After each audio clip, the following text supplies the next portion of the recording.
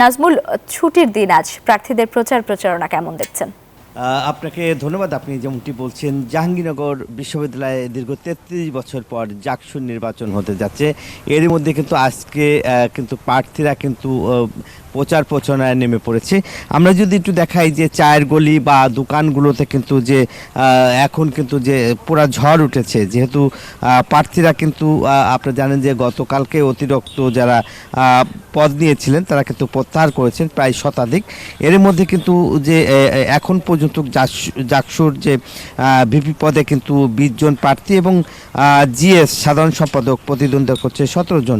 আমি একজন জাকসুর যে প্রার্থী, সহসভাপতি প্রার্থী, আমরা একটু আপনার সাথে কথা বলতে চাই। আরিফুল ভাই, এই মুহূর্তে আপনারা তো প্রচারণায় নেমে পড়েছেন আজকের পর থেকে, কেমন সাড়া পাচ্ছেন? আমাদের আনুষ্ঠানিক প্রচারণা আজকে বিকাল 4টা থেকে শুরু হবে। আমরা এমনি অনানুষ্ঠানিকভাবে আমরা ভোটারদের কাছাকাছি যাচ্ছি। এখন পর্যন্ত সাড়া ভালোই পাচ্ছি। দীর্ঘ 33 বছর পর যেহেতু জাকসু নির্বাচন হচ্ছে, সেই জায়গা থেকে ভোটারদের মধ্যেও একটা আলাদা আমেজ কাজ করছে। সবাই উৎসবমুখর পরিবেশে ভোট দিবে বলে আমরা এই প্রত্যাশা করি। এবং আজ বিকাল 4টার পরে আনুষ্ঠানিকভাবে প্রচারণা শুরু হবে। আমরা আজ বিকাল 4টার পর থেকে আমাদের বিশ্ববিদ্যালয় হলগুলো এবং ডিপার্টমেন্ট অনুষদগুলোতে আমরা প্রচারণায় যাব। অনেক ধন্যবাদ আপনাকে। যেমনটি আসলে বলছিলেন যে একজন প্রার্থী বলছিলেন যে আনুষ্ঠানিকভাবে তারা কিন্তু আজকে বিকাল 4টায় তারা প্রচারে নামবে। এবং আমি যদি আর একজন সাথে একটু কথা বলতে চাই, তারা আসলে এখন কিন্তু যদি আমরা দেখাই যে প্রার্থীরা কিন্তু সরাসরি এখন মাঠে নেমে গেছে এবং তারা সেখানে ভোট চাচ্ছে। এবং আমরা যদি আপনার একটু কথা বলতে চাই যে আর একজন প্রার্থী তিনি দাঁড়িয়েছেন সহসভাপতি পদে, এই যে কেমন সাড়া পাচ্ছেন, ভোটারদের কাছে যাচ্ছেন? আসলে আজকে থেকে কিন্তু আনুষ্ঠানিকভাবে প্রচারণা শুরু হবে।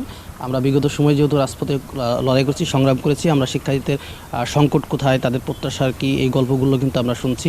আমরা মনে করি শিক্ষার্থীদের গল্পগুলো আমরা আমাদের ইশতেহারের মাধ্যমে তুলে ধরবো এবং তাদের দাঁড়িয়ে দাঁড়িয়ে পৌঁছাবো। এবং আমরা আপনাদের জাহাঙ্গীরনগর শিক্ষার্থী বলিতে চাই, আমরা শুধু আপনাদের কাছে প্রতিশ্রুতিবদ্ধ হতে চাই না, আমাদের অঙ্গীকারগুলো আমরা পূরণ করতে চাই। এবং আমাকে যদি জাহাঙ্গীরনগর বিশ্ববিদ্যালয়ের শিক্ষার্থীরা নির্বাচিত করে, তাহলে আমি তাদেরকে যে ইশতেহারটি দেবো এবং আমার কাজের রিপোর্টটি আমি তাদেরকে প্রকাশ করতে চাই যে আমি কতটুকু শিক্ষার্থীদের জন্য কাজ করেছি।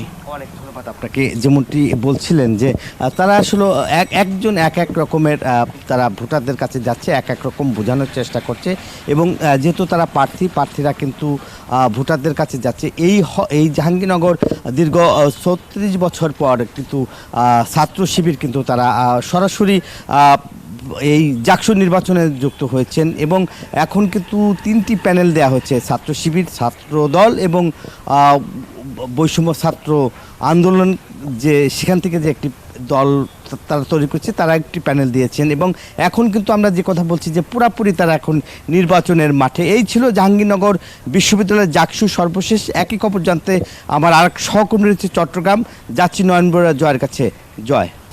ধন্যবাদ নাজমুল আপনাকে। আপনি যেমনটা জাহাঙ্গীরনগর বিশ্ববিদ্যালয়ের জাকসুর খবর জানিয়েছেন, তেমনিভাবে আমি একটু জাকসুর খবর জানাতে চাচ্ছি। এখানে যারা দেখতে পাচ্ছেন, যেহেতু গতকাল যে তফসিল ঘোষণা করা হয়েছে, একই সাথে আমরা দেখেছি এখানে যে দীর্ঘদিন পর বলতে যে 34 বছর পর চাকসুর যে ডামাডোল বাঁচতে শুরু করেছে, সময় নির্ধারণ করা হয়েছে, তারিখও ঘোষণা করা হয়েছে।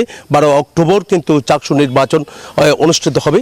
তো এই নির্বাচনকে ঘিরে কিন্তু কিছুটা এখন উৎসব দেখা যাচ্ছে।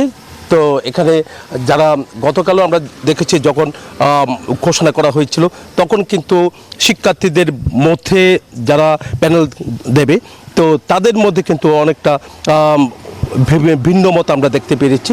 তবে এখানে যারা এসেছেন তাদের সাথে আমরা কথা বলেছি, তারাও বলতে চাচ্ছেন চাকসু নির্বাচন হোক। তবে সবার চাওয়াটা কিন্তু আসলে যে গঠনতন্ত্র নিয়ে তাদের যে অভিযোগ, সেই অভিযোগটা কিন্তু তারা তুলে ধরেছিলেন গতকালও।